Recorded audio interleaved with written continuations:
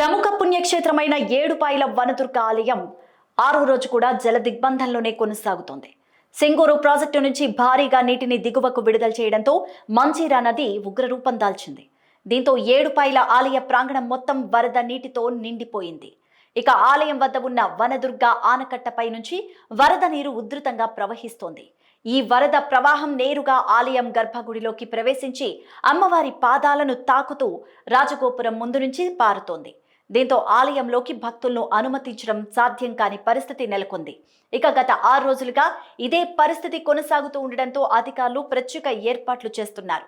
భక్తుల దర్శనం కోసం అమ్మవారి ఉత్సవ విగ్రహాన్ని రాజగోపురం వద్దే ఏర్పాటు చేసి అక్కడే పూజలు నిర్వహిస్తూ ఉండడం విశేషం. ఇక భక్తులు రాజగోపురం నుంచి అమ్మవారిని దర్శించుకుంటున్నారు. ఎలాంటి అవాంఛనీయ ఘటనలు చోటు చేసుకోకుండా పోలీసులు అక్కడ కట్టుదిట్టమైన భద్రతా చర్యలు చేపట్టారు. వరద ప్రవాహం ఎక్కువగా ఉన్న గర్భగుడి వైపు, వనదుర్గ ఆనకట్ట వైపు భక్తులు వెళ్లకుండా పహారా కాస్తున్నారు. మంజీరా నదికి వరద తగ్గేంత వరకు ఇదే పరిస్థితి కొనసాగే అవకాశం ఉందని అధికారులు అంచనాలు వేస్తున్నారు.